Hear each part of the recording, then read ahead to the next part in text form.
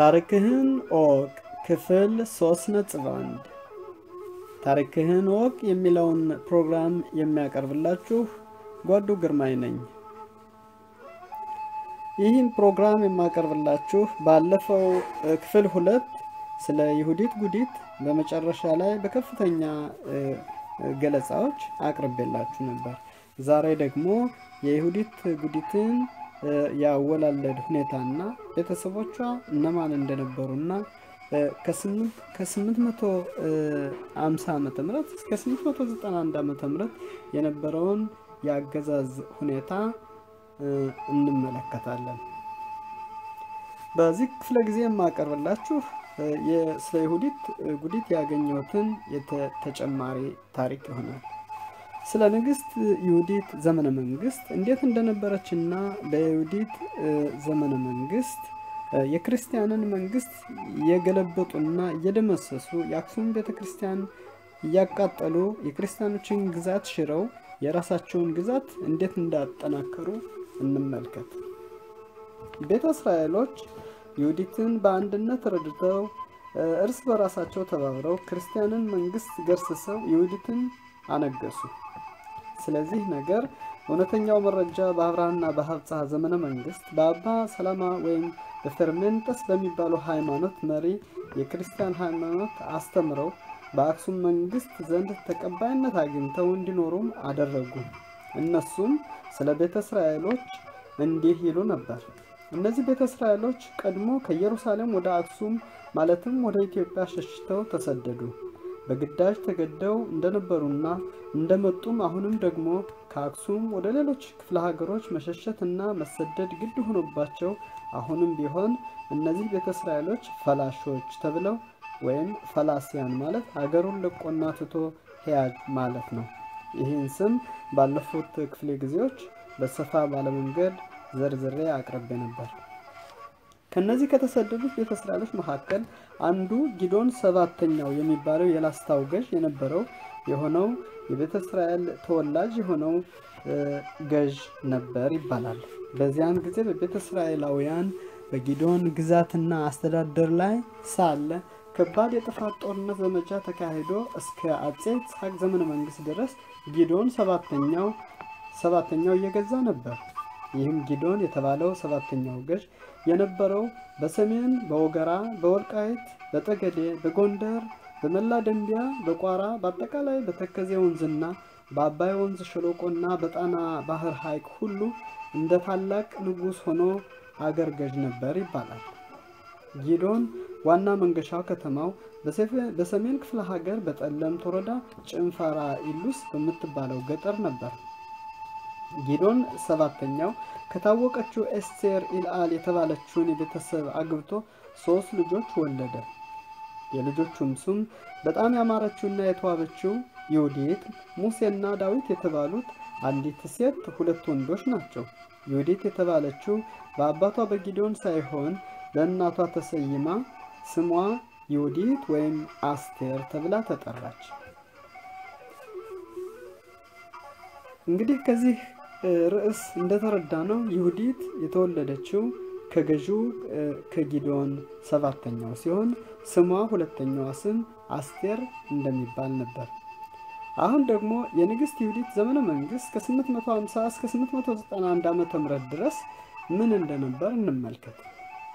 የንግስት ይሁዲት አነሳስና አነጋገስ በተለያዩ በብዙ መንገዶች ያነጋገሷ ሁኔታና ታሪኳ ተመዝግቦ ይገኛል።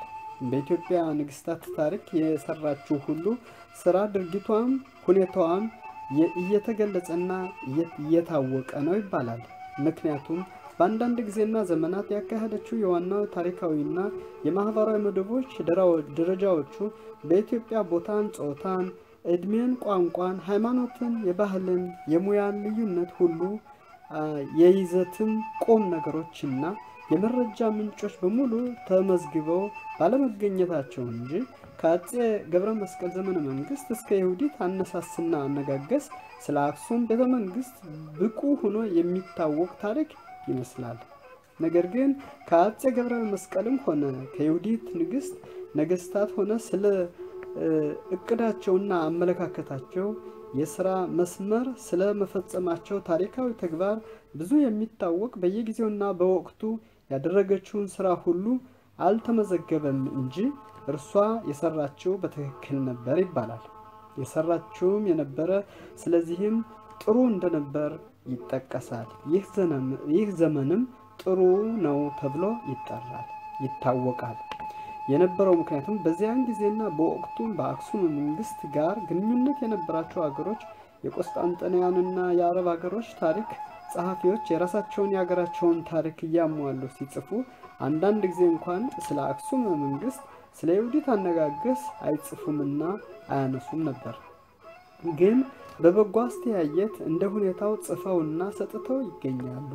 ስለ ኢትዮጵያ ነገስታትና የሥነ ሥርዓት ሕግጋት ከጥንት ሲዋረድ ተያይዞ ተሰብስቦ ተጽፎ የሚገኘው በታሪክ ነገስታት በአብርሃና በአብጽሐና በንግስት ይሁዲት ዘመነ መንግስት ስለነበረው ታሪካዊ የመረጃ ምንጮችና ወቅቶችና ሁኔታዎችን የሚገለጽና የሚያብራራ ብዙም የመረጃ ነገሮች ባይኖሩም ስለ ንግስት ይሁዲት አነጋገስና አነሳስ አልፎ አልፎ ይነሳል።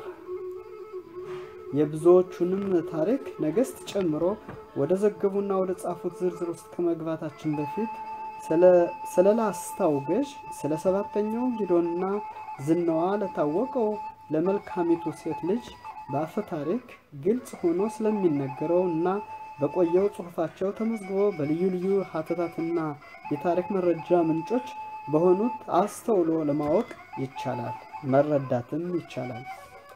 ስለ ይሁዲት ታሪክ በአጭሩ ጉዲት አስቴር ካደገች በኋላ የውጋንና የላስታውን ገዥ የነበረውን ክርስቲያን ዘርዓ ያዕቆብ የተባለውን አግብታ እርሱም ውበቷንና የመልኳን ማራኪነት አይቶ ወደዳት እንጂ የቤተ እስራኤላውያን ወገን መሆኗን አላወቀምና አላስተዋለም ነበር። ከጊዜ ብዛት የተነሳም ፍቅራቸው እየዋለና እያደረ እየጸና ሲሄድ ቀስ በቀስ ይሁዲት የተባለችው ዘርዓ ያዕቆብን ወደ እስራኤላዊ ሃይማኖት እምነት በፍቅር ሰንሰለት እየሳበች አገባችው። እርሱም ስለማያውቀው ቅር አላለውምና አልተቸገረለትም ነበር። ስለዚህ እርሷ ስሙን ሰለሞን ብላ ሰየመችው። እነርሱም 2 ልጆች ወለዱ። የልጆቹም ስም ሴቲቱ አስቴር፣ ወንዱ ዘርዓ-ጽዮን ይባል ነበር። ከዚያም ጊዜያትና ዘመን በአክሱም ዙፋን ላይ ተቀምጦ የነበረው ንጉሱ ደገናዝ የሚባል ነበር። እርሱም ሲሞት ልጁ ጊዘን ነገሰና 10 ወር ከገዛ በኋላ ሞተ።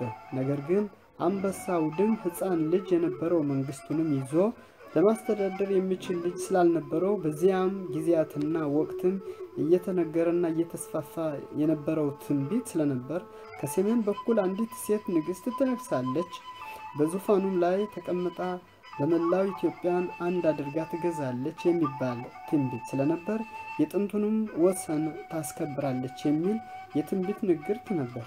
ከዚህም ንግርት የተነሳ ይሁዲት የአንበሳ ውድም የሕፃን ደካማነት በማወቅና በመገንዘብ በትንቢቱም ንግርት መስፋፋት መሰረት ቤተ መንግስቱን ዙፋን ለመያዝ አስባ ተነሳችና በኃይል በመጠናከር በላስታ፣ በሰሜን፣ በወገራ፣ በወልቃየት፣ በጠገዴ፣ በጎንደር ክፍለ ሀገር፣ በመላ ደንቢያ በአካባቢው ይኖሩ የነበሩትን እስራኤላውያን ወገኖቿን የሆኑትን ደጋፊዎችን ሁሉ አሰባስባ ይዛ በአጠቃላይ ያላትን ኃይል ሁሉ እንደያዘች ወደ አክሱም እየገሰገሰች ሄደች። የአክሱምን መንግስታትና መኳንንት እንደማይችሏት ስላወቁና ስለተገነዘቡ አይተው አስተውለው ሕፃኑን ንጉሳቸውን ይዘው ከይሁዲት ሸሽተው ወደ ሸዋ ሄዱ። በዚያን ጊዜ ይሁዲት በ850 ዓመተ ምህረት አክሱምን ደምስሳ ነገሰች። ይህንም የነገሰችበት ምክንያቱም ሁለተኛው ምክንያት እንደነበር ለሁላችንም ግልጽ ነው። ይህ ክፍል 3.1 ይህን ይመስል ነበር። በሚቀጥለው ታሪክህን ወቅ የሚለው ክፍል 3.2 እስከማቀርብላችሁ ጓዱ ግርማይ ነኝ። የሚቀጥለው ክፍል የሚቀጥለውን የይሁዲት ጉዲትን ታሪክ ሰፋ ባለ መልኩ የሚያቀርብ ይሆናል። ይህ ክፍለ ጊዜ ይህን ይመስላል። አመሰግናችኋለሁ። ወንድማችሁ ጓዱ ግርማይ